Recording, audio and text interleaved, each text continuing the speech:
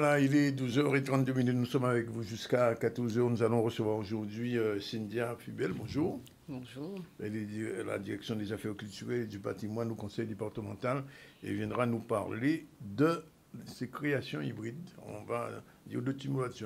Plus tard, on va recevoir Florent Pavie, Félix Dessias, Gérald Bouquet et Suzanne Galahor, ainsi que Emmanuel Biamiani. Voilà un peu la liste de nos invités. Sinon, l'actualité, c'est Emmanuel. Bonjour Dani, bonjour à tous. Aujourd'hui, au niveau de l'actualité, nous ferons un retour sur la messe de Pâques, moment donc de recueillement pour les fidèles et pour les familles autour de la résurrection, un moment empreint de spiritualité et de tradition. Il sera forcément question de la mort du pape. On fera une petite brève à ce sujet. On parlera aussi de Crabe qui était à l'honneur ce week-end en pleine saison avec l'association Évasion Nautique Mornalienne qui proposait un atelier inédit pour tout savoir sur ce crustacé emblématique de la tradition guadeloupéenne. On se rendra ensuite sur la Désirade pour parler de la fête à Cabri, donc rendez-vous incontournable qui a battu son plein entre tradition, terroir et convivialité. Voilà pour les titres du jour. On va commencer tout de suite par la messe de Pâques qui a rassemblé une large communauté de croyants dans un climat de recueillement et d'espérance à travers des chants, des lectures. Chacun est venu raviver sa foi et nous avons donc un petit rappel sur cette messe qui s'est déroulée. Que cette messe vous apporte paix et consolation, qu'elle ravive en chacun l'espérance, la foi et l'amour. Le vendredi saint, nous célébrons la passion de Jésus avec l'adoration de la Sainte Croix. Le peuple se rassemble le matin pour célébrer le chemin de croix dans les rues et l'après-midi, nous nous retrouvions pour célébrer la Sainte Passion. Samedi saint, comme on le dit en Guadeloupe, samedi Gloria, la vigile pascale avec la bénédiction du feu nouveau, la nonce de la Pâque, l'exultète, la longue série de lectures bibliques qui nous retrace un peu l'histoire de notre salut. Ce matin, dimanche de Pâques, nous venons de vivre un moment fort à la cathédrale Notre-Dame de Basse-Terre, où son Excellence Monseigneur Philippe Diogou vient de célébrer la messe.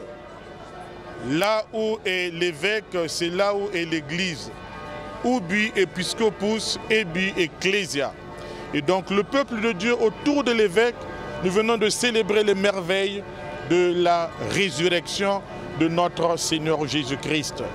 Au cours de cette messe, 4 ados venaient de recevoir le baptême et le sacrement de l'Eucharistie.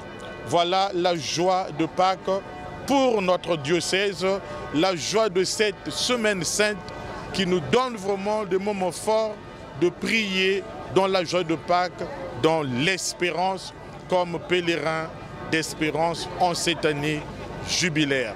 Nous le savons, le Christ est vraiment ressuscité de mort. Voilà donc Pâques qui reste un moment de renouveau et de lumière qui a été un peu entaché par la mort du pape François qui est décédé lundi, donc 21 avril, suite à un AVC. La veille de son décès, donc il a pu célébrer sa dernière bénédiction avec une apparition publique sur la place Saint-Pierre. Ses funérailles sont prévues samedi en basilique Saint-Pierre de Rome et de nombreux chefs d'État sont prévus pour cette célébration. Ils seront enterrés, je crois, le 6, si je ne me trompe pas, c'est ça? Le 26. Le 26. Du mois de mai. Et bien sûr, il y aura beaucoup. J'ai essayé de joindre Monseigneur Guiogou, mais évidemment, son téléphone n'est pas connecté. Bref, alors, on va parler avec Cynthia. Merci d'être là, Cynthia, puisque les créations hybrides sont de retour.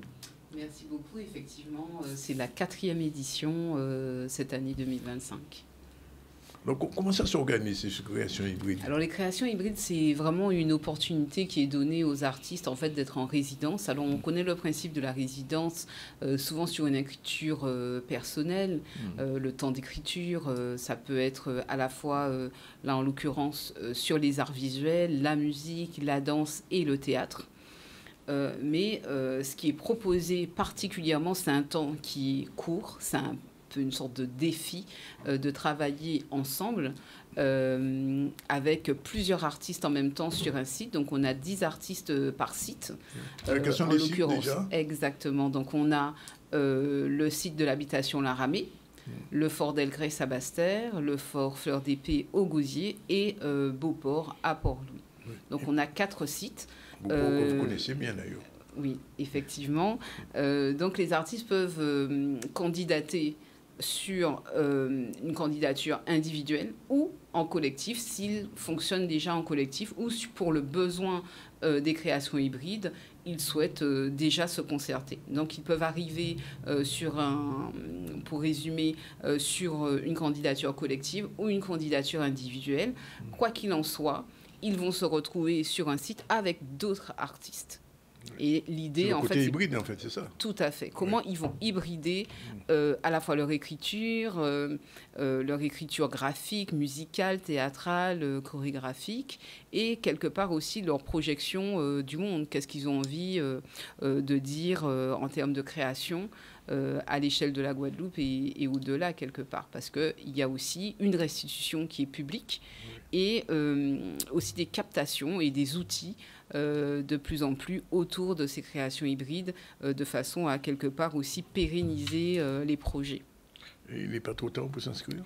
Alors, il n'est pas trop tard pour s'inscrire. Techniquement, on peut s'inscrire à création hybride, donc au pluriel, @cg971.fr. Il y a un numéro de téléphone aussi, le 0590 99 79 25, et c'est jusqu'au 30 avril. Oui. Ensuite, bien sûr, quand on candidate, c'est important de savoir, je dirais, les périodes de résidence et pour savoir si on est disponible, si on peut aussi sur ce temps-là. Donc, il y a 4 sites, donc 4 entrées en résidence qui se... C'est au choix ou c'est le conseil départemental, la direction culturelle qui choisit? Comment ça se fait pour les résidences? Pour les lieux? Oui, pour les lieux. Alors, c'est un choix avec plusieurs collaborateurs au niveau de la DACP, la commission culture elle-même.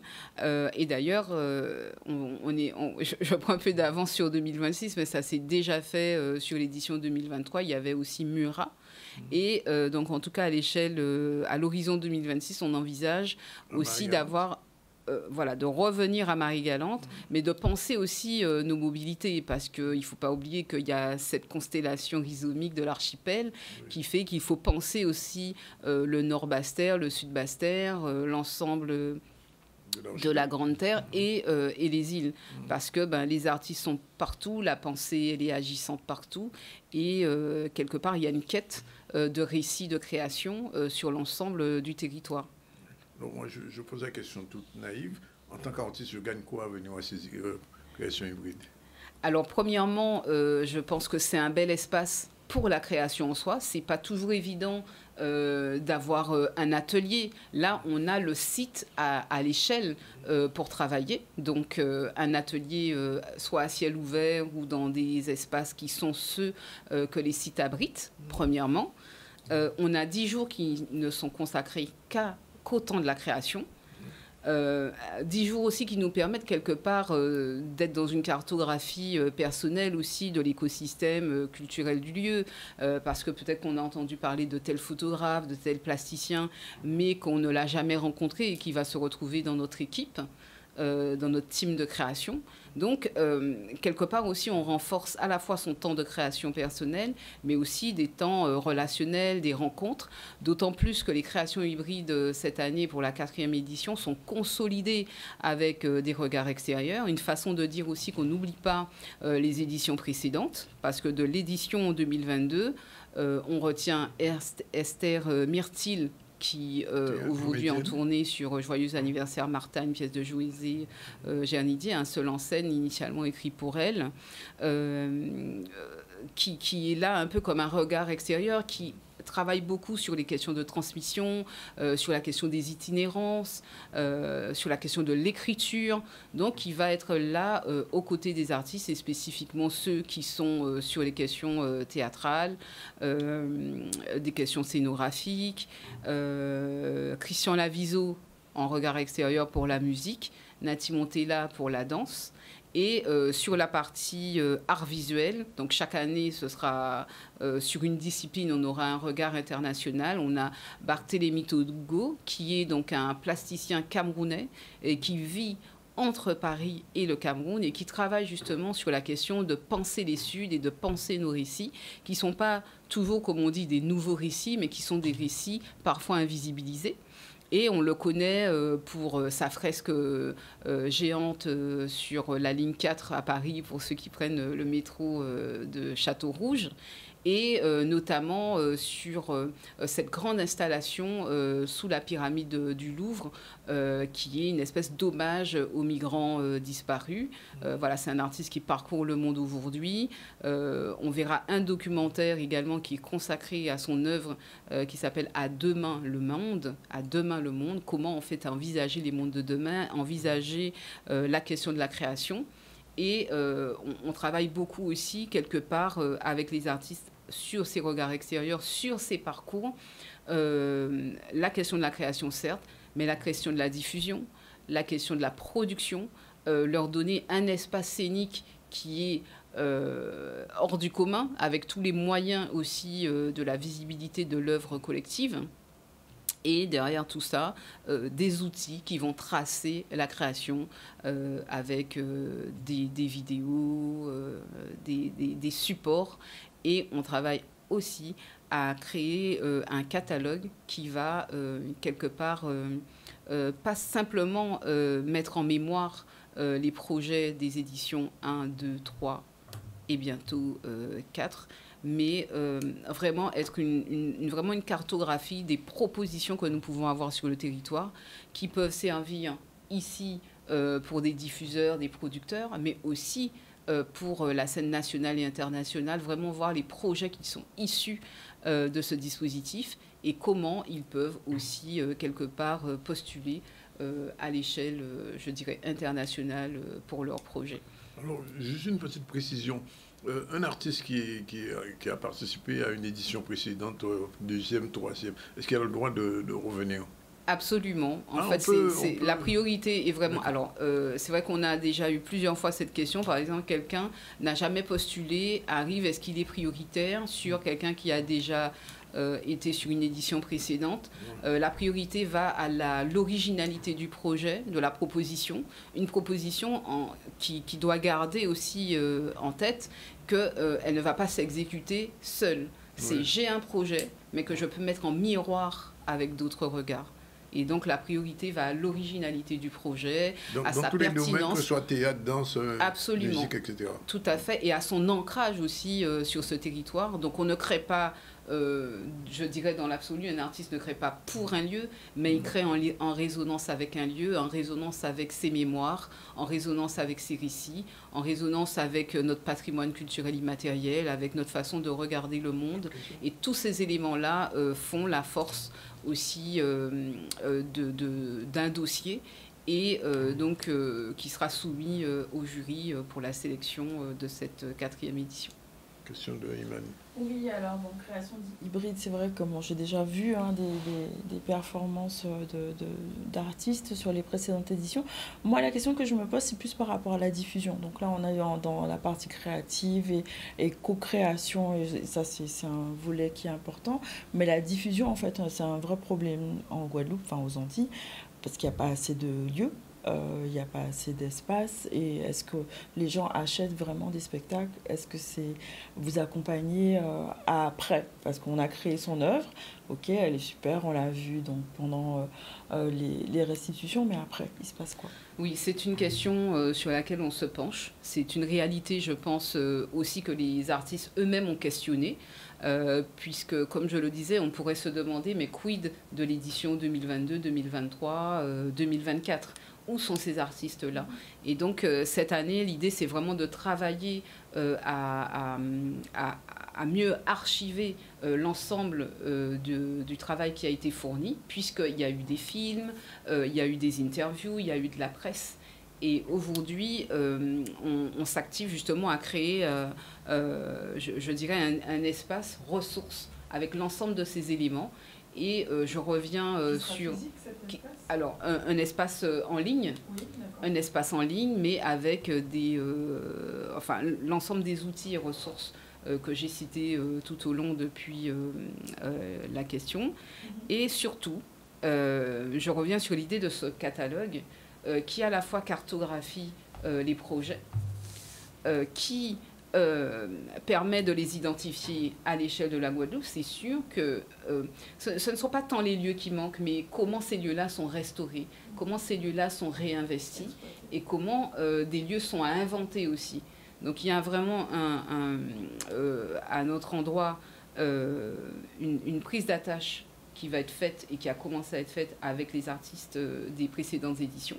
Et d'ailleurs, s'ils nous entendent, eh ben, que notre promesse s'incarne, qu'ils nous la rappellent également, mais on s'y tiendra, de revenir vers nous, en tout cas les collectifs qui étaient montés, les groupes qui étaient montés, avec l'ossature des projets qui étaient les leurs, et vraiment que ce catalogue existe. Et surtout qu'il y a en travail aussi des collaborations avec des lieux dans la Caraïbe, en national aussi. Bon, je le défriche ici, mais je peux. Des collaborations avec la Cité internationale des arts à Paris, parce qu'on connaît des projets dédiés comme Onde, mais qui s'adressent à l'ensemble de ce qu'on va appeler les territoires ultramarins. Mais spécifiquement à la Guadeloupe, le département s'engage aussi avec la DAC Guadeloupe sur l'accompagnement d'artistes en fait en Guadeloupe. Donc ça ne veut pas dire que tous les artistes vont y aller, oui. Mais en tout cas, voilà, potentiellement, on travaille à des dispositifs, à des liens. Les équipes aussi travaillent à, je dirais, créer des sortes de benchmarks de ce qui existe en Caraïbes et dans le monde, de façon à proposer des outils aux artistes. Et c'est pour ça aussi, d'ailleurs, que les regards extérieurs rentrent dans la boucle sur cette nouvelle édition, parce que fort de leur parcours, ils vont emmener aussi un témoignage, mais aussi, je dirais, tout un ensemble de dispositifs propres à leur propre discipline. Et tout ça en interconnexion, puisque les disciplines sont en porosité pour la création. L'année dernière, autant que je me souvienne, il était question que les artistes de hybrides soient sur la scène de Terre de Blues. Est-ce que c'est prévu cette année ? Alors cette année, alors je n'ai pas spécifiquement, on n'a pas spécifiquement travaillé sur cet angle-là, mais comme on dit, pour 2026, c'est un cap qui sera repris et étendu aussi aux Saintes et à la Désirade. Oui. Alors l'autre question, c'est, il y a un festival que vous connaissez bien, Carifesta. Est-ce qu'un jour, on peut penser que les gens de création hybride, il y aura une connexion avec Carifesta de manière à ce que... En tout cas, c'est une belle ambition parce que on est au cœur du bassin caribéen, oui. On est ce qu'on va appeler au bras des Amériques, c'est-à-dire la Grande Caraïbe, avec en plus, il faut le saluer, l'année du Brésil en France cette année. Donc nous avons en partage aussi ces récits diasporiques, ces forces, je dirais, afro-descendantes, à la fois sur le patrimoine culturel immatériel, autant sur les danses, les expressions chorégraphiques, les arts visuels. Donc il y a aujourd'hui, je pense, à gagner d'être, par exemple, à la Grande Biennale de Cuba, d'être sur des propositions comme Carifesta, évidemment. évidemment, nous devons de plus en plus renforcer pas seulement les créations hybrides, mais les dispositifs que nous mettons en place au sein du conseil départemental. Et surtout travailler, puisque la question de la diffusion qui est convoquée ici est importante, mais quid aussi des modèles économiques. Et oui. Je pense qu'aujourd'hui, quand on réfléchit aux industries créatives dans l'absolu, ben, la question du modèle économique, elle va de pair. La question de la mobilité, la question des bourses de vie, la question des droits, la question de la professionnalisation, tout ça, ce sont des angles qui sont, en tout cas, ancrés dans ce dispositif. Ça veut dire que ces créations hybrides sont un tremplin, c'est ça? Alors, je ne dirais pas. Enfin, peut-être pas tremplin au sens, parce qu'il y a d'autres dispositifs au sein du département qui ont cette nature de tremplin. On va penser à Start, par exemple, dont l'appel à candidature est en même temps. Mais là, en l'occurrence, je dirais que c'est vraiment à l'endroit des professionnels, mais qui se disent, oui, ben, on est sur une île, qu'est-ce qu'on fait du caractère insulaire? Oui. Comment, quelque part, on va changer les paradigmes et se dire que l'insularité n'est pas un handicap, oui. mais est une force. Et que, quelque part, l'île regarde le monde et regarde le monde à partir de ses propres yeux et que tous ces horizons ouverts et déployés sont à investir. Et donc, les créations hybrides participent de ça aussi. Et donc, les artistes qui vont envoyer leur candidature, c'est ce qui... Jusqu'au 30, hein, c'est ça? Jusqu'au 30 avril. Oui. Je suis là, j'ai une écriture, elle est plasticienne, elle est chorégraphique, elle est musicale, elle est théâtrale. J'ai envie de conjuguer avec les voix de création en Guadeloupe et de faire œuvre. Et puis, les idées aussi, quelque part, de faire, de nourrir le dispositif. Les portes sont ouvertes aussi pour nos équipes d'entendre les besoins des artistes et de travailler en tout cas à performer le dispositif. Oui. Parce que certes, on ne va pas se mentir, il y a des écueils, mais quel projet, je dirais, est parfait? Je dirais que les projets sont perfectibles. Et c'est l'engagement des créations hybrides, c'est d'être perfectible et de professionnaliser. Donc le rendez-vous à prendre maintenant, c'est le rendez-vous après ces créations, les restitutions. Tout à fait. Qui vont débuter quand? Alors, les restitutions, on va dire les dates, justement. Donc, pour l'habitation Laramé, le lancement de la résidence, c'est le 10 juin et la restitution, c'est le 20 juin. D'accord. Au Fort Fleur d'Épée, rentrée en résidence le 12 juin, restitution le 22 juin. Okay. Fort d'Elgrès, rentrée en résidence le 14 juin, restitution le 24 juin. Et pour Beauport, 16 juin, 26 juin, 10 jours sur chaque site, 4 sites. 10 artistes par site, donc 40 artistes. D'accord.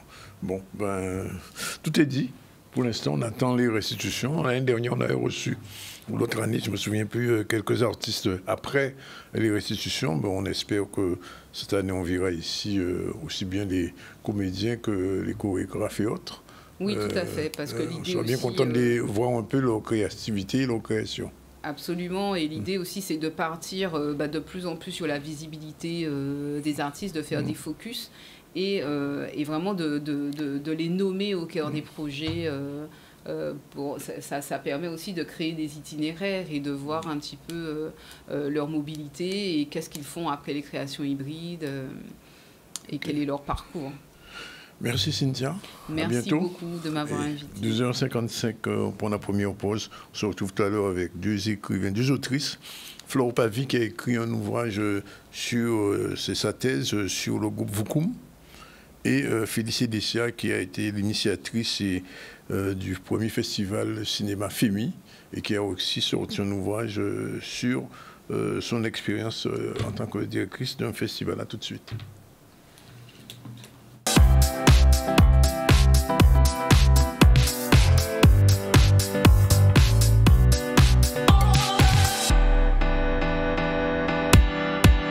Voilà, nous sommes de nouveau avec vous. Il est 13h. Je vous l'ai dit, nous allons recevoir Madame Félicie Dessias. Bonjour. Bonjour.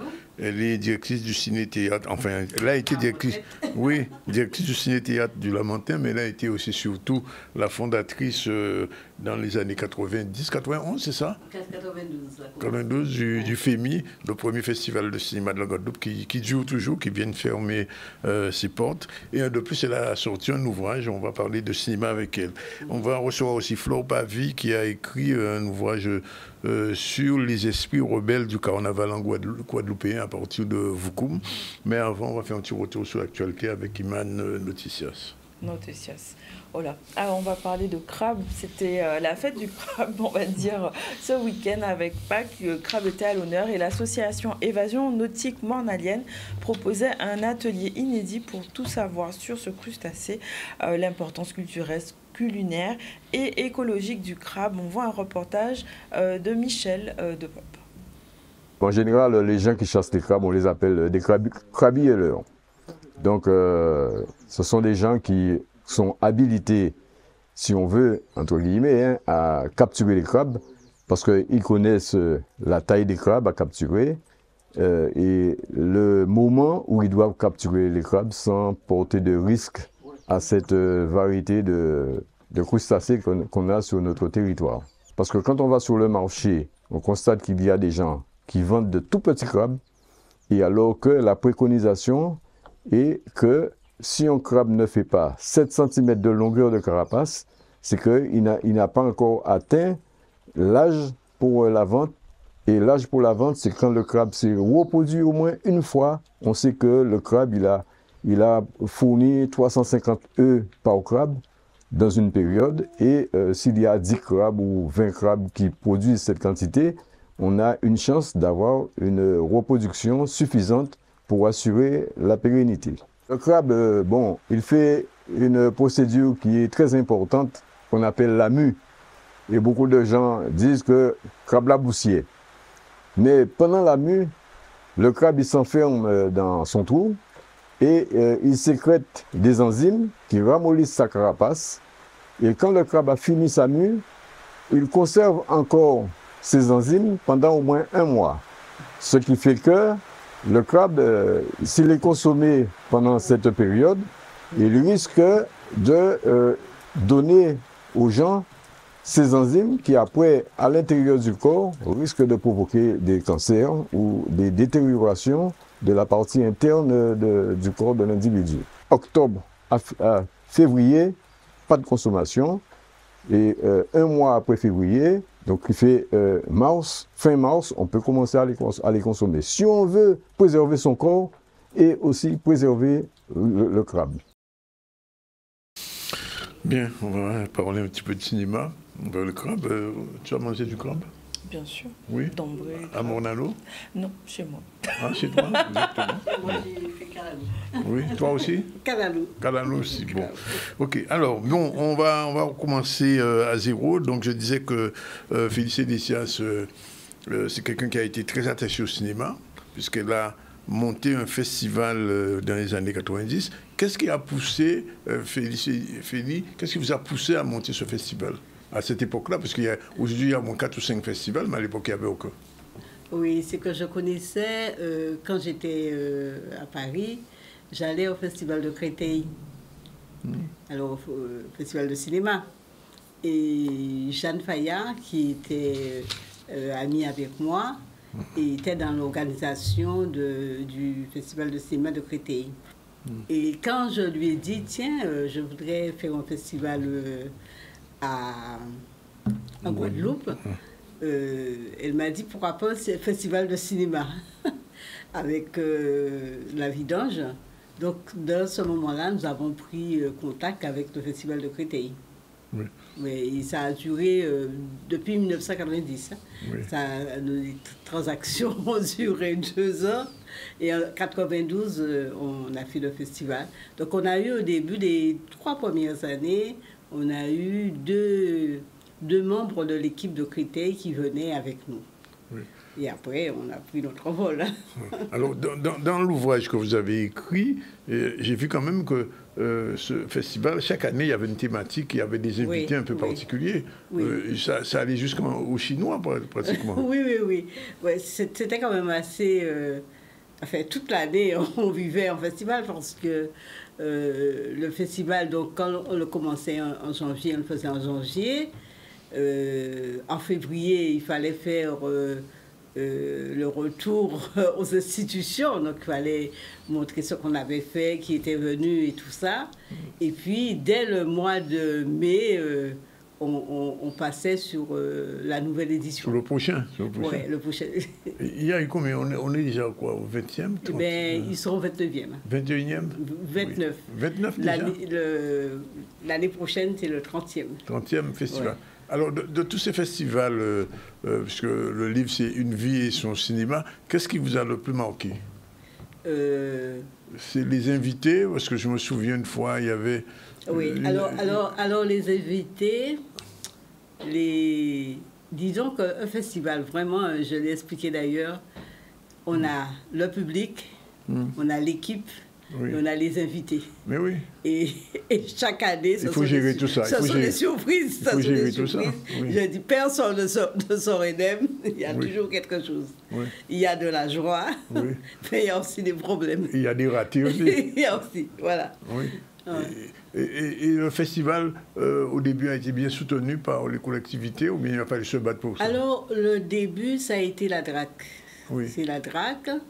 Après, pendant au moins, je crois que 10 ans, on était soutenu par le Conseil général.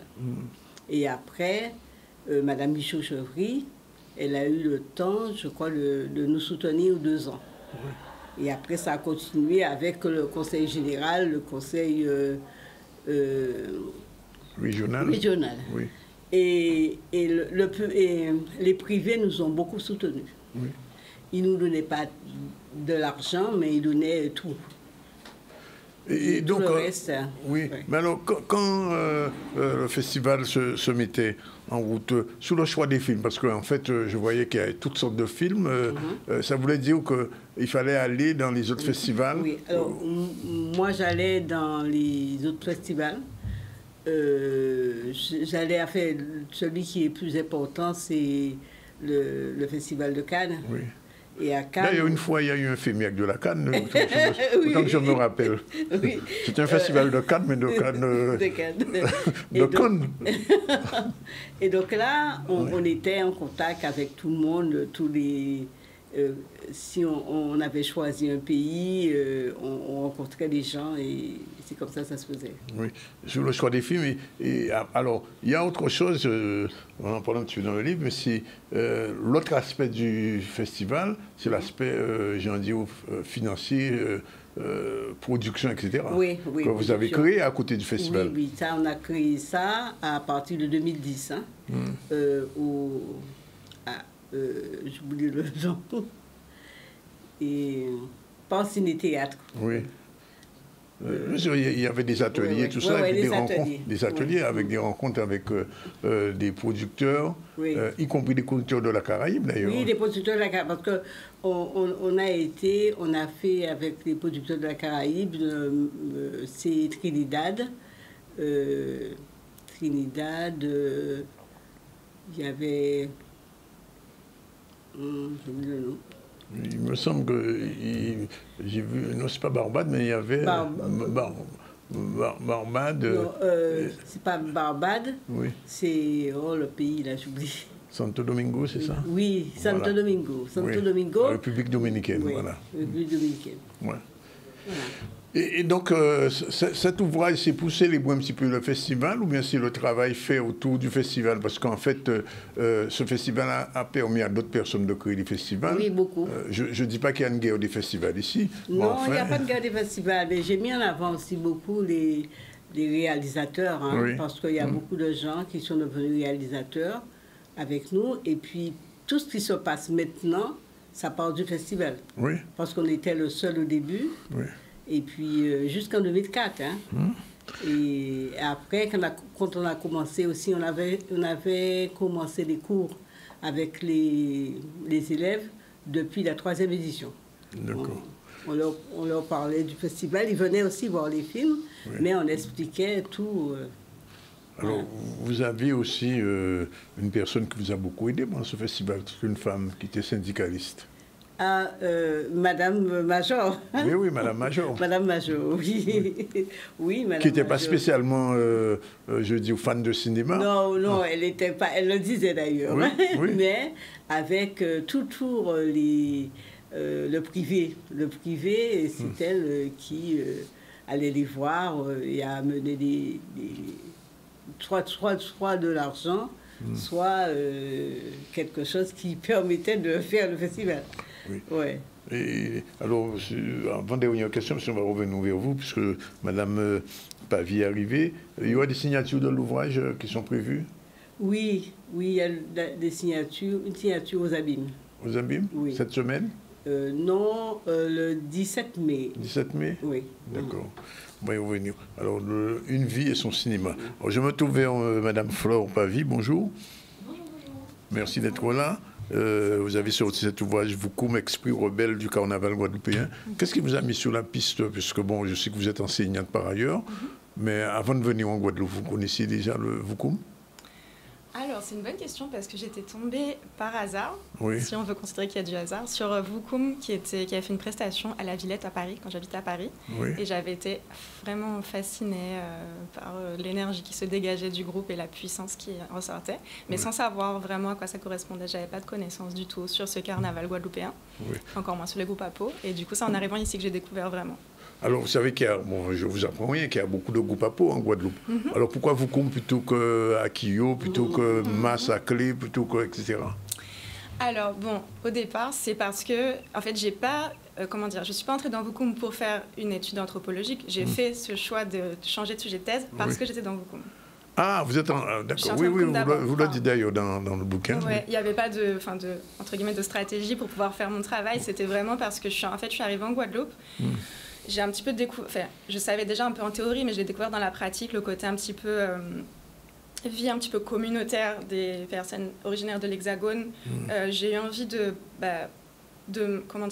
m'inscrire dans cette expérience-là d'une lutte quotidienne pour une culture guadeloupéenne et de comprendre ce qui se jouait, parce que je savais qu'en vivant en Guadeloupe, je faisais partie de cette histoire-là malgré tout, malgré moi, je participe à quelque chose. Donc je suis entrée dans Voukoum parce que j'ai découvert ce groupe-là, j'avais envie de comprendre un peu ce qui se jouait dans cette lutte-là, d'apprendre à parler créole, de découvrir cette musique, d'apprendre à jouer cette musique, etc. Et bon, j'habitais en Basse-Terre, donc ça a été Voukoum aussi. Vous avez toujours votre tambour à masse? Oh, bien sûr. Oui. Bon, j'ai pas beaucoup déboulé cette année, mais... Alors, l'autre chose, c'est que faire une thèse sur ce sujet, j'imagine la tête des universitaires, comment vous êtes arrivé avec ça? Un peu, d'autant plus que j'ai changé de sujet, parce qu'au départ, moi j'étais en train de finir ma thèse sur Cuba, sur la question des changements sociaux à Cuba. Oui. Je suis arrivée en Guadeloupe parce que j'ai eu un poste à l'université, du coup, et j'ai décidé de changer de sujet de thèse en fin de thèse. En fin de thèse, après les 4 ans? J'étais en train de rédiger. J'étais déjà à 4e année? Déjà en 4e année, j'avais déjà commencé à rédiger, etc.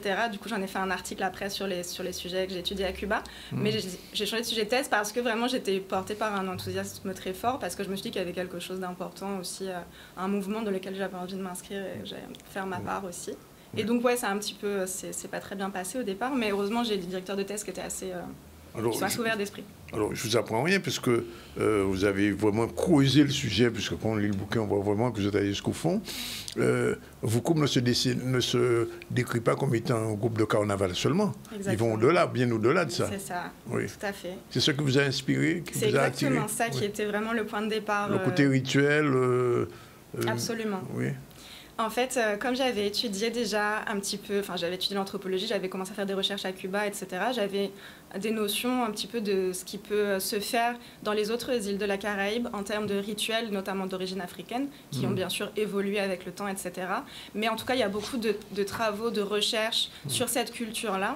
Et j'ai eu l'impression qu'en Guadeloupe, c'est pas pour dire qu'il n'y en a pas, mais que c'était un petit peu minimisé, un petit peu invisibilisé, et que ça passait vite dans le domaine du divertissement ou des croyances populaires, un petit peu, voilà, c'était un petit peu minimisé, on va dire. Et du coup, j'ai eu envie d'utiliser un petit peu les connaissances que j'avais en anthropologie pour participer à apporter mon point de vue en fait sur ce rituel-là qui n'est évidemment pas que du carnaval, pas que du divertissement. Alors, il y a une question qui se pose beaucoup pour les groupes à masse en Guadeloupe, c'est l'utilisation du fouet. Alors, vous avez fait un chapitre sur la marche sur le fouet. Qu'est-ce que vous avez trouvé de particulier, une explication à cette réutilisation du fouet dans le carnaval guadeloupéen aujourd'hui? Bon, sur le fouet, il n'y a pas, en fait, comme sur plein d'aspects du mas, il n'y a pas une seule interprétation possible. Ah non, il y a plusieurs. Donc il y a plein de choses possibles. Donc sur le fouet, moi j'ai plus recueilli des témoignages, recueilli des interprétations. Il n'y a pas vraiment de possibilité sur ce genre de sujet-là de faire une recherche historique parce qu'il y a plein de choses qui sont perdues, qui sont restées soit dans la tradition des pratiques populaires, soit dans la tradition orale, mais on n'a pas de traces vraiment de continuité. Donc on peut que faire des suppositions. En tout cas, ce qui ressort le plus, c'est d'une part...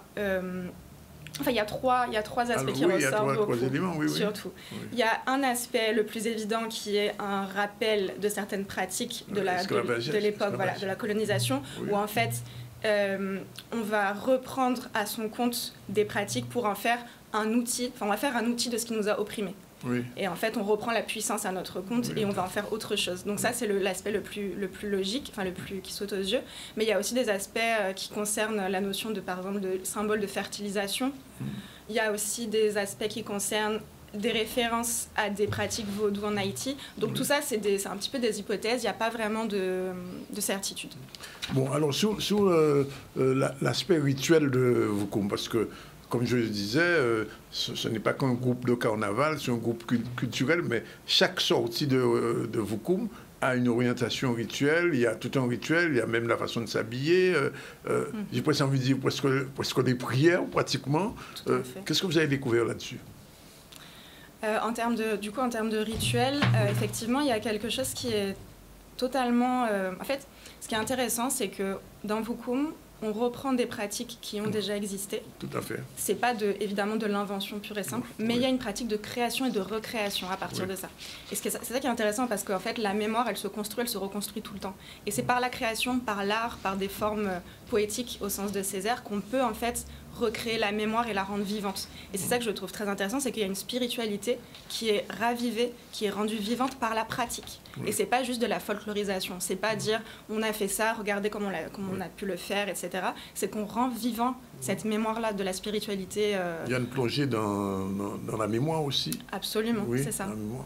Exactement, c'est vraiment...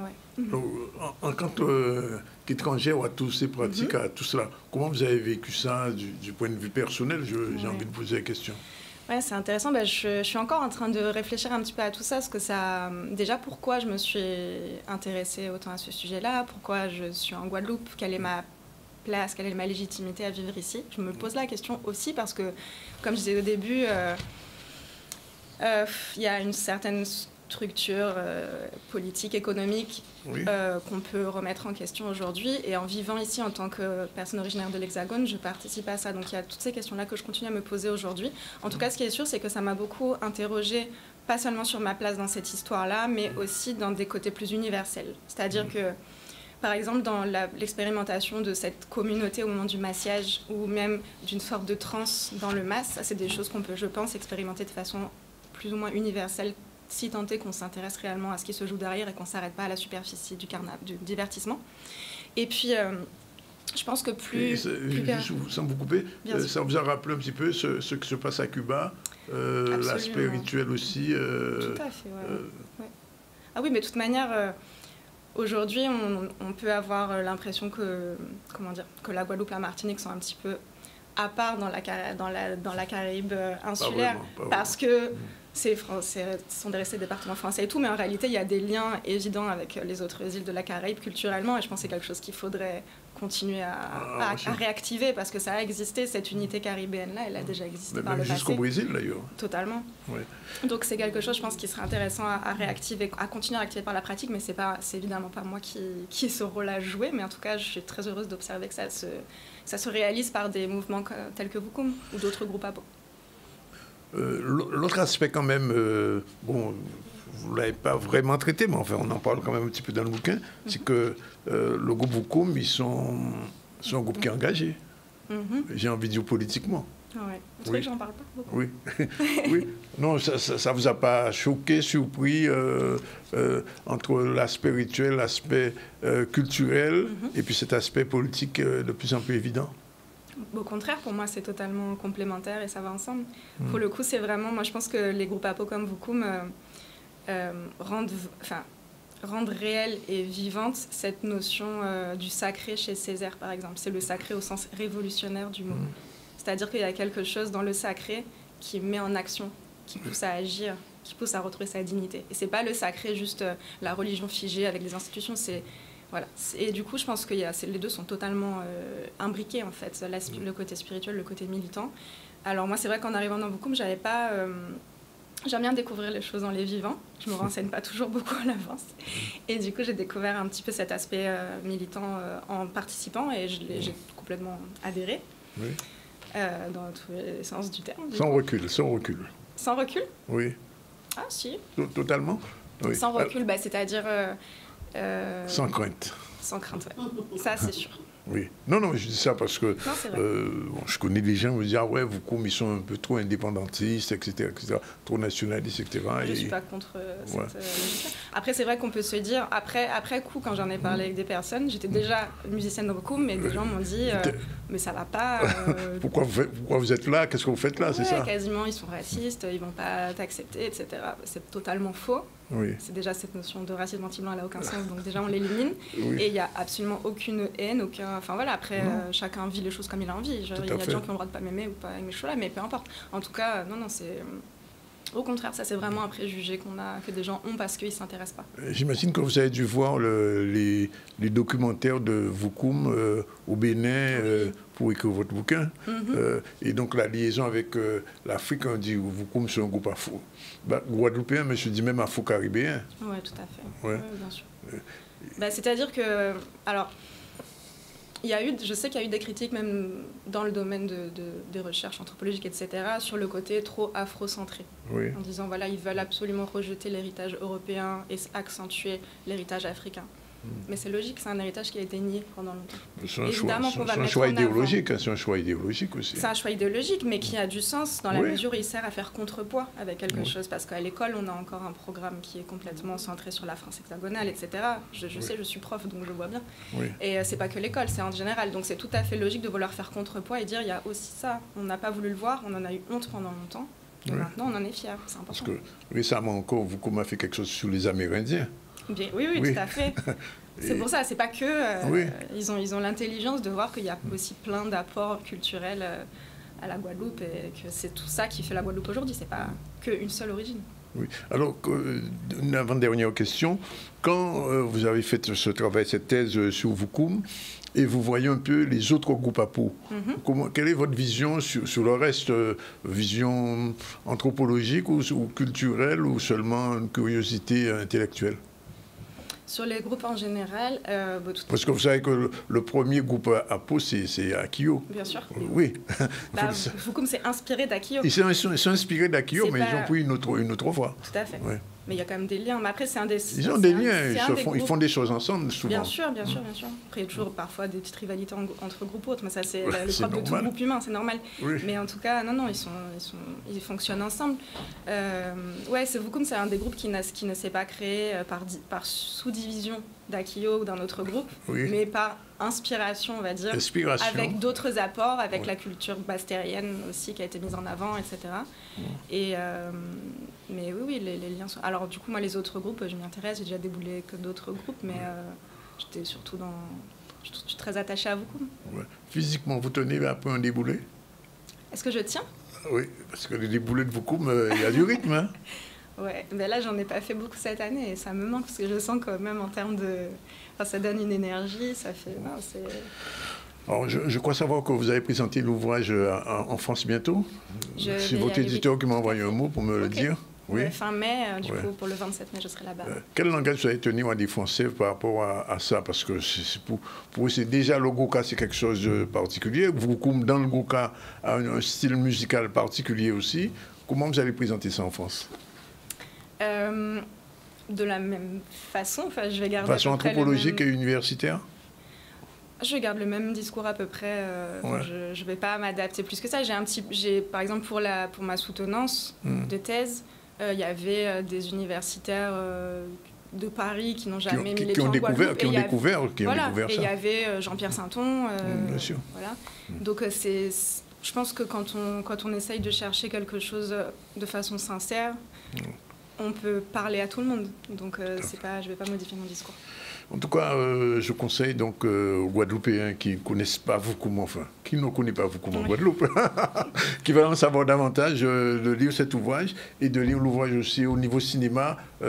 Alors, cet ouvrage paraît au moment où M. Roubillard, qui s'occupe du FEMI, a aussi sorti un ouvrage sur le cinéma. Oui. Donc, il y a de plus. Alors, moi, je voulais revenir avec vous une dernière question. Quelle est la vision que vous avez aujourd'hui du cinéma guadeloupéen ? Je mets entre guillemets guadeloupéen parce qu'on m'a dit qu'il n'y a pas encore de cinéma guadeloupéen, il y a du cinéma fait par des Guadeloupéens. Oui, il y a quand même le cinéma. La preuve, Barney a sorti son film et le film il marche, hein, parce qu'il y a beaucoup de salles qui ont été qui ont demandé. Donc moi je crois que le cinéma a un bel avenir avec les jeunes, surtout qu'il y a des jeunes. Parce qu'il y a des jeunes qui veulent être réalisateurs, mais il y a aussi qui veulent être comédiens. Il y a dans toute la filière. Oui, toute la filière. Oui. Alors, est-ce qu'on peut dire aujourd'hui, Félie, que grâce à un festival comme le vôtre, et après les autres festivals qui sont venus, ça a boosté un peu le cinéma guadeloupéen? Oui. Parce que maintenant, c'est devenu... bien que nous, on allait quand même en commune, on passait partout, mais on ne pouvait pas passer tout le temps. Tandis que là, toute l'année, nous avons des événements qui font penser au cinéma et voilà. Oui. Vous connaissez Voukoum un peu quand même? Oui, je connais Voukoum à la télé. Ah, à la télé? Oui. Je ne le connais pas, personnellement. Oui. En tout cas, merci d'être venu. Alors, donc, on rappelle quand même la signature de l'ouvrage. Ce sera le 17, c'est ça? Oui. Où exactement? Je ne connais pas. C'est pas à Cultura, ni à la FNAC, ni... Non. Au Moule? Aux Abîmes. Aux Abîmes? Oui, la nouvelle salle, je crois. Ah, c'est à Félix Proto? Oui. Ah, d'accord. Bien. Et Flore, je vous pose la même question. Est prévu une signature pour votre ouvrage? Oui, la première date, c'est le samedi 3 mai. Et c'est tout bientôt? Oui, c'est tout bien. C'est où? À la boutique de la presse à la Marina, du Gosier. Oui. Et le samedi suivant, ce sera la boutique de la presse à Basse-Terre. Oui. Vous avez prévu une conférence sur Voukoum? Oui, il y a des choses... Démétrius ne vous a pas demandé ça? Démétrius, il parle très bien. Il n'a pas besoin de quelqu'un pour parler avec lui. Mais non, je pense que j'essaierai de faire quelque chose déjà avec Voukoum, vraiment au local déjà. Oui, bien sûr. Faire un petit retour. Oui. Et puis, j'ai peut-être aussi au MAC, on verra ce qui se fait. Je sais pas encore. En tout cas, bravo pour ces deux ouvrages. Un ouvrage sur le cinéma guadeloupéen, vu par la créatrice du premier festival de cinéma. Et je pense que c'est quelque chose de très important pour les gens qui s'intéressent à ce que se fait en Guadeloupe. Alors, c'est pas un reproche, mais j'ai remarqué ça. La couverture du livre en bleu, blanc, rouge, c'est vrai? C'est volontaire ou c'est un hasard? Non, j'ai pris des couleurs. Après, je me suis aperçue qu'il y avait, mais j'ai pris des couleurs comme ça, à cause de Valérie. Valérie aime le bleu. Oui, d'accord. Et le cinéma, c'est le rouge. C'est le rouge, donc du coup, bon. Donc, c'est pas un drapeau français. C'est pas un drapeau. Bon, d'accord. Bon, là, la question ne se pose pas. C'est tout rouge, c'est comme Voukoum. Voilà, c'est ça, j'ai mis l'extra aussi. Et vous êtes aussi en rouge. Voilà. En tout cas, merci toutes les deux d'être venues. 13h29, rendez-vous le 17 et le 5. Le 3, pardon, le 3. La seule signature? Non, il y a 3 dates. Il y a 3 dates? Oui, samedi 3, le samedi suivant et une autre 2 semaines après. Et puis après, et puis le 27, le 26 à Paris, c'est ça? Exactement, oui. Voilà. En tout cas, merci Flore d'être venue. Merci Félie aussi. 13h30, dernière pause. On se retrouve tout à l'heure avec Gérard Bougré, Suzanne Galaon et Manuel Bebiani. À tout de suite.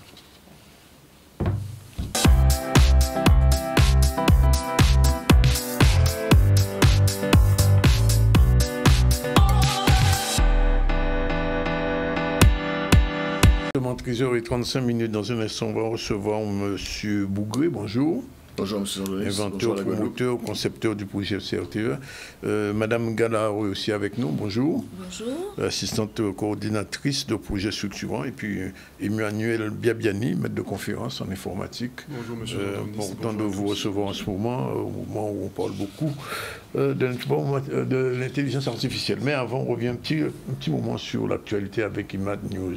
Oui, on va parler de la fête à Cabri qui a eu lieu sur Désirade, donc un rendez-vous incontournable où Cabri était à l'honneur avec des plats, des concours culinaires, l'artisanat local aussi, musique et danse. La fête à Cabri, c'est une vraie vitrine vivante de l'identité désiradienne et Nicolas Hachi était parmi eux. On voit un reportage justement de ce festival Fête à Cabri. Comme chaque année, chaque week-end de Pâques, c'est la fête à Cabri, donc la FAC, sur 3 jours, vendredi, samedi, dimanche, où, comme vous avez pu le constater, nous recevons beaucoup de visiteurs, énormément de visiteurs, et je suis très satisfait cette année puisque c'est la 20e édition, et aujourd'hui, depuis hier, depuis jeudi même, je dirais, nous avons la population de la Guadeloupe a répondu présent à notre invitation, et comme vous pouvez le constater, il y a encore un bateau qui vient d'arriver, chargé, rempli de passagers, de visiteurs, donc nous sommes très heureux. J'ai concouru en 2023 avec Beau, un anglo-nubien. J'ai pris le premier prix des masters, et cette année 2025 avec Flash, premier prix aussi. Ça représente une concrétisation d'un travail de longue haleine et de beaucoup de difficultés pour arriver à ce niveau. Pour avoir un résultat, c'est du travail, bien prendre soin. C'est surtout ça. Et comment il s'appelle? Quel âge il a? Alors, elle s'appelle Anoua Rod et elle vient d'avoir 3 mois. À Désirade, c'est très aride. On n'a pas beaucoup d'herbe. Il faut faire des pieds et des mains pour avoir un peu d'herbe pour leur donner. Et beaucoup d'amour et beaucoup de soins. Nous avons eu une magnifique journée. Les gens étaient satisfaits. Nous avons eu un beau village artisanal. Les gens étaient très contents des produits proposés. Nous avons eu également le village restaurant où il y a eu la dégustation des cabris. On a eu la dégustation aussi sous forme gastronomique du cabri. Donc tout le monde était satisfait, tout le monde était très content. Et voilà, je ne souhaite que ça dure jusqu'à dimanche soir. Voilà, Fête à Cabri, c'est la 10e édition et c'est un moment intéressant pour la Désirade d'ailleurs. L'île est mise en valeur et autour il n'y a pas que du Cabri, puisqu'il y a aussi de la danse, il y a de la chanson, il y a de la musique, il y a du manger. Et il y a un truc qu'on trouve qu'à la Désirade pour l'instant, c'est le cajou en pot, qui font ça très bien. Bien, alors, nos 3 invités, on va commencer par la femme. Vous permettez, messieurs? Madame Galao, merci d'être avec nous. Vous êtes assistante coordonnatrice de projet structurant. Exemple de projet structurant. De la SAIC, KNRS. On est une société coopérative d'intérêt collectif. Oui. Pour la géothermie, l'hydrogène. Et maintenant, on parle de l'eau aussi. Alors, donc, nous devons faire adhérer des personnes, le tout public, en fait, oui. Pour pouvoir monter la coopérative et pour pouvoir porter le projet et ainsi faire avancer les choses, notamment les problématiques de l'eau, l'hydrogène. Alors, est-ce que vous avez le sentiment, je posais la question, M. Bouguer répondra aussi tout à l'heure, est-ce que vous avez le sentiment que les Guadeloupéens ont bien compris l'importance de la géothermie dans notre pays? Je pense que c'est en train d'arriver petit à petit, mais les gens ne sont pas, la population n'est pas encore consciente. Qu'est-ce qui manque alors? Qu'est-ce qui manque? On fait de la publicité, enfin publicité c'est beaucoup dire, on en parle autour de nous, mais les gens ne sont pas conscients. Ils ne sont pas conscients, ouais. Il reste encore à faire. Oui, c'est bon. C'est peut-être pour ça que vous êtes là. Oui, voilà, oui. Et alors, qu'est-ce que vous comptez faire le plus? Bon, venir à la télévision, mais pas que. On fait un appel à la population de pouvoir, parce que les sociétés coopératives d'intérêt collectif existent déjà dans l'Hexagone, oui, et ça fonctionne très bien. Donc, on leur demande de prendre l'initiative de venir vers nous. Bon, je vais vers eux aussi, hein, oui, pour leur expliquer. Et puis, pour qu'on puisse sortir de la Guadeloupe d'où elle est, parce qu'il faudra compenser par là, en fait. Oui. Je reviens vers vous, M. Bougré. Est-ce que ce projet de géothermie, bon, je sais que nos élus n'ont pas été très fans de votre projet, l'État vous a plus soutenu que nos élus. Est-ce qu'aujourd'hui, on arrive à un équilibre à ce niveau-là? Je crois, M. Zandonis, merci de m'inviter à chaque fois pour pouvoir vous dire comment les choses avancent. Mais si vous voulez savoir de quoi il en retourne au niveau des élus, il faut leur poser la question. Moi, je n'ai jamais cherché à mettre les élus dans quoi que ce soit. C'était au début des années 2000, et de l'époque de Mme Chevry, Larry Fly, la bande, et ça fonctionnait déjà de manière tellement particulière que j'ai décidé de faire le chemin que vous savez que j'ai fait et qui nous donne la possibilité, le point d'étape dans lequel on est aujourd'hui. Je vous rappelle que le 17 juin dernier, j'ai été convoqué par le préfet, le sous-préfet, oui, l'ADREAL, la DITS, etc., pour leur expliquer de manière plus approfondie ce qu'on faisait. Et aujourd'hui, dans la suite des événements, dernière étape, nous sommes en train, donc, fort des éléments qu'on a pu recueillir dans ce cadre-là, d'échanger avec les propriétaires fonciers, parce qu'il y a 6 sites qui ont déjà été ciblés par le BRGM, par les études du BRGM pendant toutes ces dernières années. Et nous, on a commencé un certain travail de recaractérisation des ressources, c'est-à-dire dans le sous-sol, voir quel est le potentiel qui va nous permettre de produire N mégawatts avec l'unité industrielle qui va bien. Okay, et à partir de là, pouvoir remettre en place, mettre à jour les business plans qui vont bien et faire en sorte que nous en sommes là.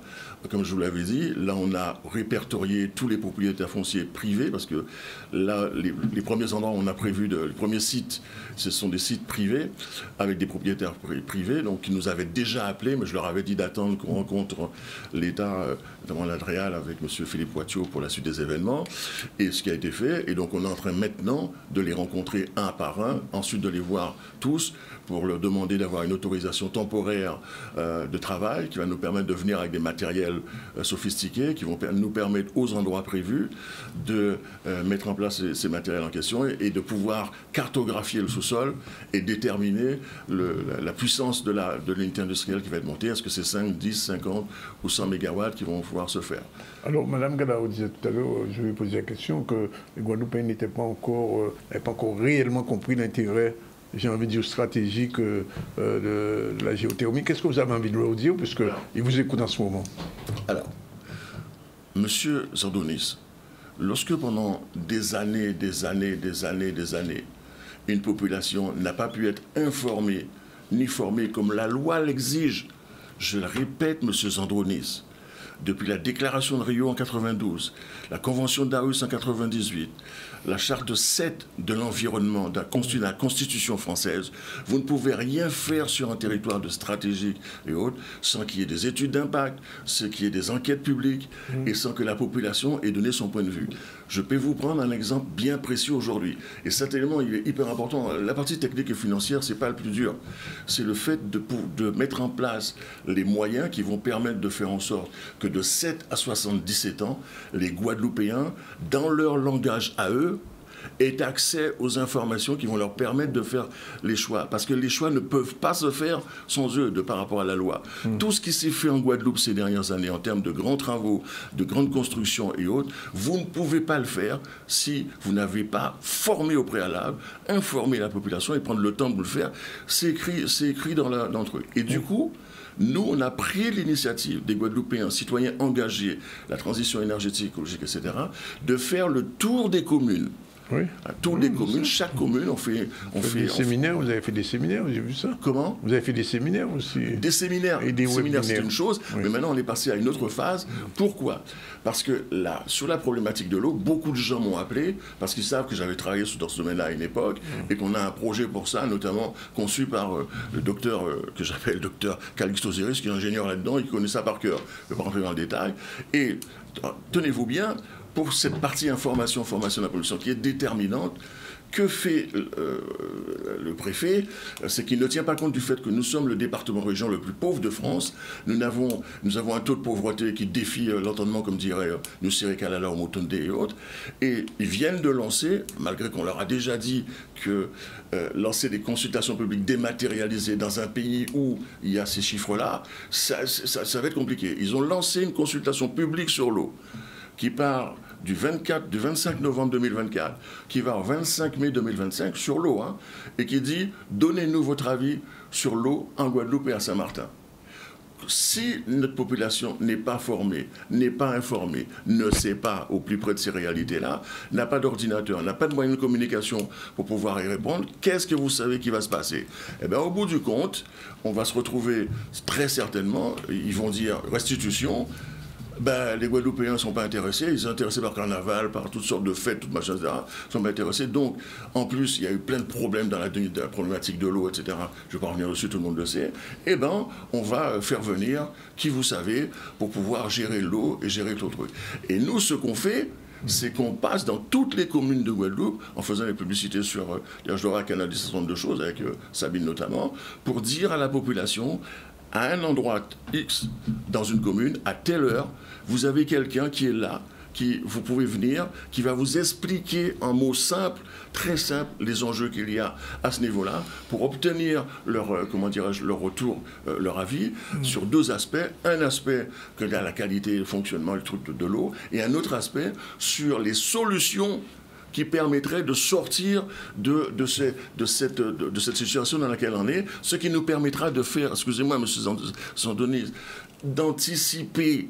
On n'a jamais pu anticiper sur les problèmes.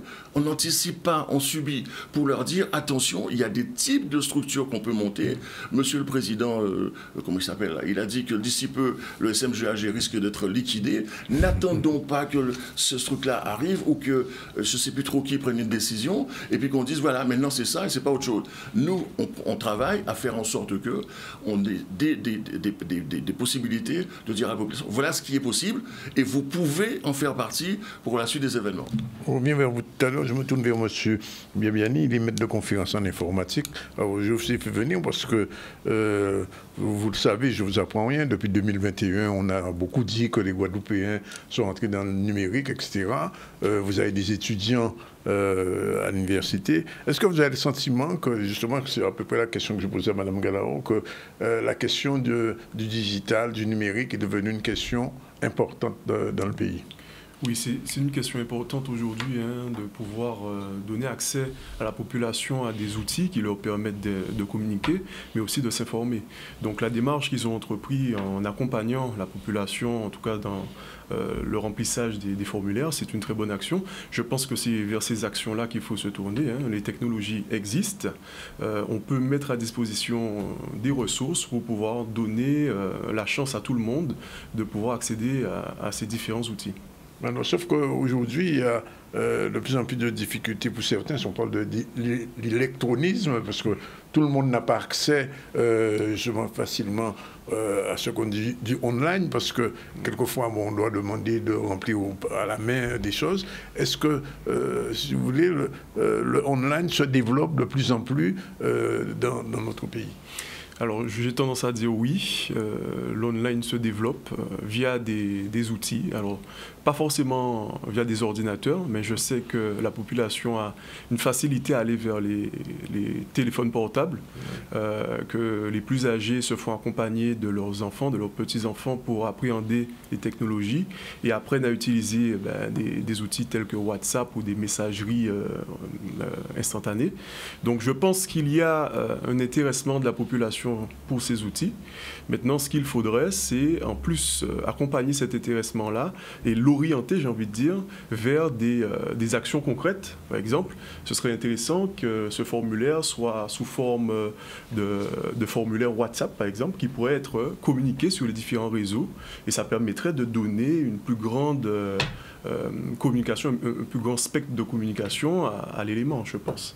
Donc, je pense qu'il faut essayer de s'adapter un peu au public en choisissant les bonnes technologies et après d'essayer de construire des actions comme ça. Les étudiants que vous formez d'une manière générale, quels sont les objectifs? Ils visent à être quoi? Être ingénieur informatique ou au-delà? Alors, il faut savoir qu'à l'Université des Antilles, nous formons des étudiants donc, de la licence jusqu'au doctorat. Oui. Donc, en licence, c'est assez généraliste. Hein, donc, c'est du développement d'applications, développement web, les bases de données, etc. Et arrivé en master, ils ont la possibilité de soit aller vers un master plus orienté sur les entreprises, soit aller vers un master plus orienté sur la recherche. Pour les entreprises, ils vont concevoir des logiciels, des solutions comme ceux-là. Et pour la partie recherche, ils vont développer des intelligences artificielles. D'ailleurs, c'est la spécialité de notre master. Donc, ils vont se former à créer des algorithmes qui vont imiter, on va dire, un raisonnement humain ou automatiser des traitements qui seraient faits par l'homme. Et s'ils sont intéressés par cela, ils peuvent poursuivre, comme je l'ai fait moi-même en doctorat, faire une thèse. Alors, je prends le cas de la géothermie, puisqu'on a j'ai envie de dire, peut-être pas un prophète, mais au moins un apôtre de la géothermie guadeloupéenne. Qu'est-ce qu'on pourrait imaginer du point de vue du numérique pour pouvoir booster un petit peu le travail qui est fait par M. Bouk depuis plusieurs années? Alors je dirais qu'il y a plusieurs aspects, en tout cas on pourrait agir à différents niveaux. Côté recherche, je vois assez bien comment on pourrait intégrer des outils d'intelligence artificielle. Il suffirait de collecter des données sur les forages, notamment, savoir un peu les zones d'intérêt et exploiter ces données-là pour trouver, on va dire, d'autres zones qui seraient d'intérêt, par exemple, ou alors de simuler aussi des rendements en exploitant les données collectées actuellement. Maintenant, en termes de communication, bien, on peut concevoir une application qui viserait à vulgariser les notions de géothermie à l'endroit de la population. Donc, je pense que l'outil informatique, c'est un outil. Donc, il vient apporter des solutions à toutes sortes de problèmes. Et je pense que la géothermie est un bon problème sur lequel on peut... Donc, comme M. Bougré a sûrement dû faire de l'informatique dans sa formation, je le sais. Je vais vous poser une dernière question, M. Viaviani. Aujourd'hui, alors, il y a deux problématiques. Il y a, bon, bien sûr, l'utilisation récurrente de l'intelligence artificielle, etc. Est-ce qu'en tant que formateur professionnel, vous arrivez à, j'ai envie de dire, faire nos jeunes maîtriser l'outil? Parce que vous savez très bien mieux que moi que de plus en plus l'intelligence artificielle déborde partout. Les robots sont en train de prendre la main. J'ai vu ça en Chine récemment encore. Les voitures sans chauffeur, etc. Bientôt des avions sans pilote. Il n'y a pas de limite finalement à la recherche? Alors, à la recherche, non, mais j'ai tendance à nuancer un peu. Il faut un peu séparer la science-fiction du réel. Alors, c'est vrai que de plus en plus, on se rapproche vers des choses qu'on n'aurait jamais imaginées.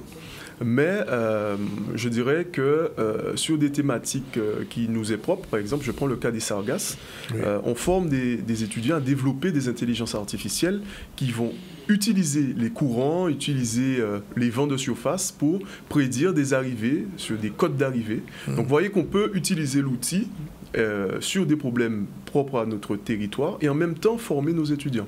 Donc ils vont en stage, des fois dans des entreprises, ils ont des problèmes à régler.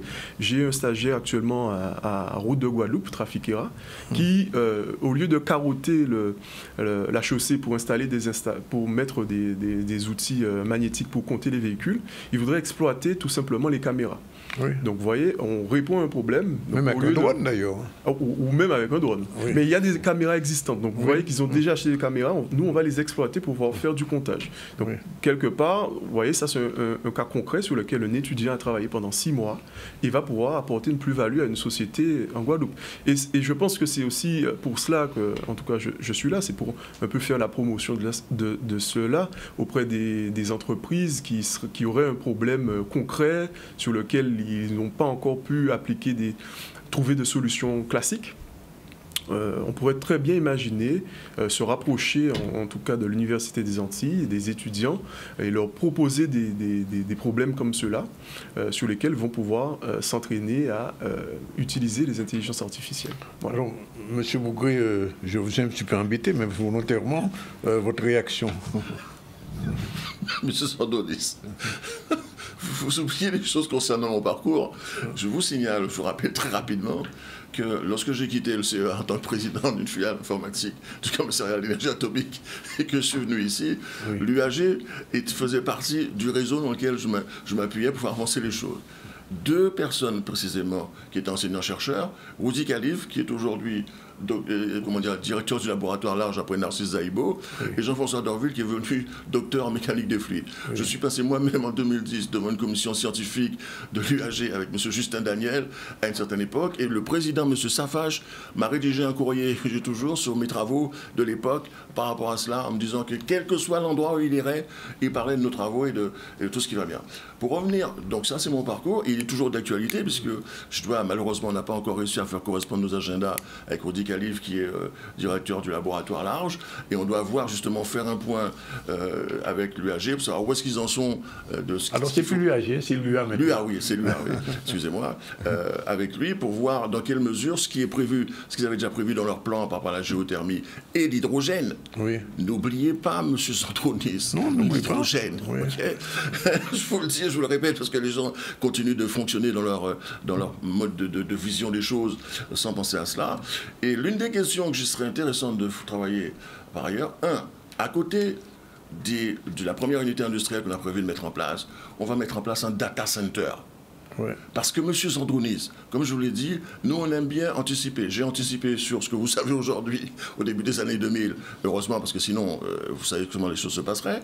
Et aujourd'hui, il faut arriver à anticiper. Et moi, ce que je dis, c'est qu'un jour, si on ne met pas nos propres data centers en place en Guadeloupe, les données que vous avez sur vos téléphones portables qui circulent partout vont disparaître. Tout est dans le cloud, et un jour, il y aura les GAFAM vont vous dire « Ah ben écoutez, si vous ne changez pas votre abonnement, tel sens... » On va racheter nos propres données.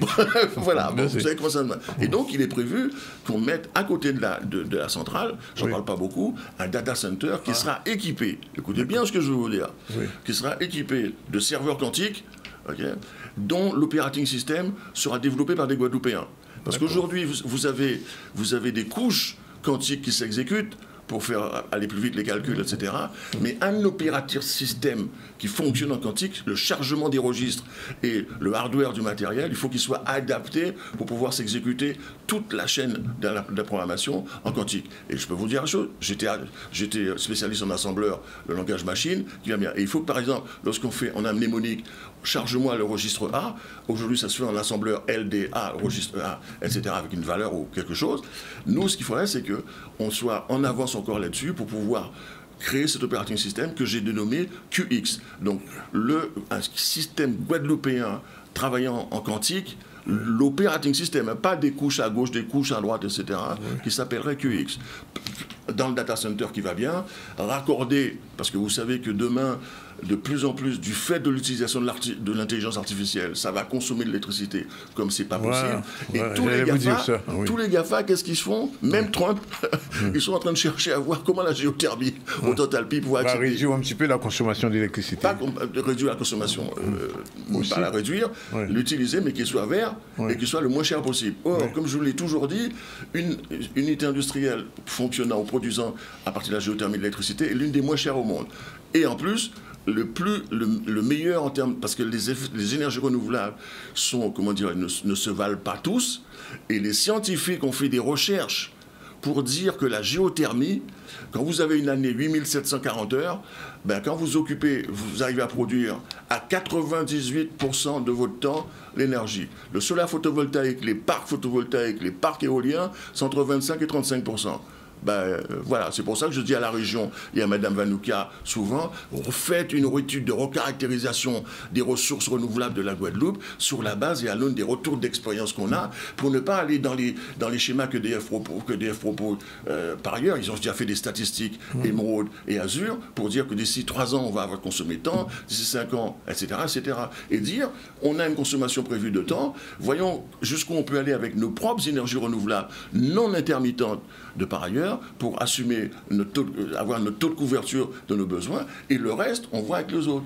Jusqu'au jour d'aujourd'hui, j'ai rencontré Chalice le 13 juillet 2021. J'ai toujours pas de réponse. Oui, je sais. Madame Galao, il y a une réunion prévue encore, puisque M. Bougré disait vous avez fait le tour des communes. Est-ce qu'il y a quelque chose On continue.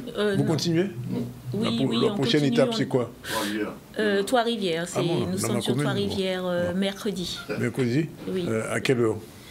De 10h30 jusqu'à 16h. À la maison Melville-Blancourt ou bien à la mairie, vous savez où? On n'a pas encore défini. On n'a pas encore défini le lieu? Non. Bon, dites-nous ça. Quel serait le lieu le plus adapté, voilà. Melville-Blancourt, c'est ce qu'on appelait autrefois une maison des jeunes, mais enfin c'est devenu une salle de spectacle aussi pour Trois-Rivières. Je pense que c'est idéal, mais il faudrait avertir les gens assez tôt. C'est pas demain, non? Oui, c'est demain. C'est demain. Bon, il faut. À quelle heure, à partir de 10h30 normalement. Le matin? Oui. D'accord. Jusqu'à 16h. Monsieur Bebiani, qu'est-ce que vous avez envie de dire aux jeunes qui vont passer le bac, parce qu'on est déjà pratiquement à la période de pré-bac, c'est en juin. Ceux qui veulent faire du digital, du numérique, qu'est-ce que vous avez à leur dire? Alors, je dirais d'abord aux jeunes, à l'entièreté des jeunes de la Guadeloupe, de déjà s'intéresser aux formations qu'il y a à l'Université des Antilles. Regardez si la formation que vous recherchez pour vous préparer à votre futur métier, s'il existe à l'Université des Antilles, de faire cette démarche d'abord. N'hésitez pas à... Parcoursup, ça? Oui, ils peuvent se connecter sur Parcoursup, mais il y a aussi les mails des référents des formations. Il ne faut pas hésiter à leur envoyer des mails pour échanger avec eux. On a une équipe de jeunes maîtres de conférences et professeurs qui sont assez réactifs. Ils répondent aux messages ou alors aux mails. Donc, ne pas hésiter à questionner pour savoir si ils ont dans la formation tout ce qu'ils veulent. Et bien sûr, de venir chez nous. En tout cas, en informatique, on va pouvoir les former sur tout ce qui est développement, donc en licence. Et s'ils veulent aller plus loin, en master, ils pourront aller vers des métiers d'encadrement en informatique, donc de chef de projet, de directeur de projet, sur des compétences telles que l'intelligence artificielle ou alors des compétences telles que gestion de projet informatique en entreprise. Voilà. Quand M. Bougrissi, la dernière question, dit qu'il y a un data center en Guadeloupe, ça vous fait quoi? C'est une très bonne nouvelle. Effectivement, si on a un data center qui va nous permettre de réduire les coûts tout en économisant, on va dire, des ressources, on ne va pas utiliser de pétrole, on va utiliser la ressource de la géothermie. C'est une bonne chose. Bien sûr, il y a aussi des limites dans toutes les technologies utilisées. Donc, veillez à ce que toutes les limites soient bien intégrées et que le projet aille au bout, quoi. Je vais vous dire, appelez un ingénieur guadeloupéen qui s'appelle Calixte Osiris. Il a bâti des îles artificielles en Arabie Saoudite. Et d'autres financiers guadeloupéens qui sont à Londres et dans le monde entier. On vous enverra la cartographie.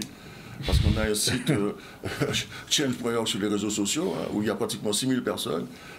D'ailleurs, on vous a fait parvenir, Tony Félix a dû vous faire parvenir, un message d'Afrique du Sud, venant de quelqu'un d'Afrique du Sud, qui nous dit, Monsieur Bougré, vous nous avez servi d'exemple, la Guadeloupe, Tabadi, Tabalab, etc. etc. D'accord. C'est pour vous dire, donc voilà. Donc rendez-vous demain, 10h à Trois-Rivières. 10h30, à partir de 10h30 sur Trois-Rivières. Et à l'université, bon, de toute façon, c'est la période des préinscriptions déjà. Exactement. Oui. Et puis là, les étudiants sont en train de finaliser leurs examens. Là. Oui, les examens commencent, ça. Exactement, voilà. Certains ont commencé au cours de l'année et d'autres se terminent là bientôt. Voilà. Merci en tout cas de votre première venue, mais ce ne sera pas la dernière, parce qu'il y a encore d'autres choses à voir avec vous. Je précise, certains de nos étudiants sont déjà venus sur votre plateau, justement, parler des formations, parler de ce qu'ils font. Donc, je sais que vous êtes assez ouvert et accueillant. On essaie de l'être, en tout cas. Merci, M. Bougré. Ce n'est pas votre dernière fois, c'est la 9e fois. Votre forfait n'est pas encore terminé. Une question au niveau intelligence artificielle. Je serais curieux de savoir que vous répondrez à ChatGPT en disant, dans un pays où il y a misère de ci, misère de ça, etc., quel serait le meilleur plan de développement de la Guadeloupe? Oui. Et on verra ce qu'il en sortira. Il faut voir ça avec DeepSeek plutôt. Je ne suis pas sûr qu'il faudrait s'appuyer sur ChatGPT pour se faire une idée. Je pense qu'il y a des spécialistes dont c'est le domaine de recherche qui seront à même de répondre à cela. Je veux bien rencontrer.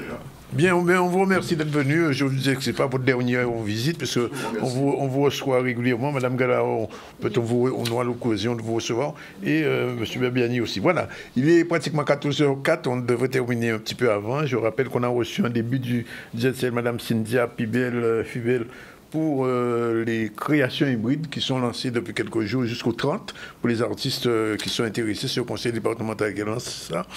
Flore Pavie et Félicité Dessias, deux autrices guadeloupéennes, l'une sous le cinéma, l'ancienne directrice du cinéma Théâtre du Lamentin, elle est à la retraite, elle est venue présenter son ouvrage qu'elle a sorti après avoir créé le premier festival de cinéma, c'est en 1992. Et Flore Pavie, c'est une Française qui vit en Guadeloupe et qui s'est intéressée au groupe Voukoum, qui a sorti un ouvrage, une thèse de doctorat, et qui a fait un ouvrage très intéressant sur Voukoum. Je vous assure vraiment qu'il faut lire ces deux ouvrages. Et puis, M. Bougré, qui est un habituel, Mme Galao, qu'on découvre, et puis M. Bébiani, qui c'est son premier parcours, mais ce ne sera pas le dernier. Voilà, 14h25, deux petits mots sur l'information, rapidement, une news Noticias. Noticias News, bon, c'était très rapide, on a parlé de Pâques, de la messe de Pâques, de la mort du pape François, et aussi de que cette messe vous apporte paix et consolation.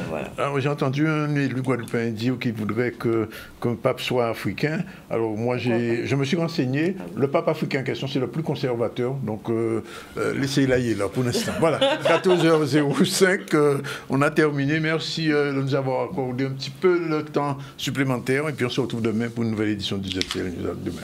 Bye bye. Merci à la Guadeloupe. Merci.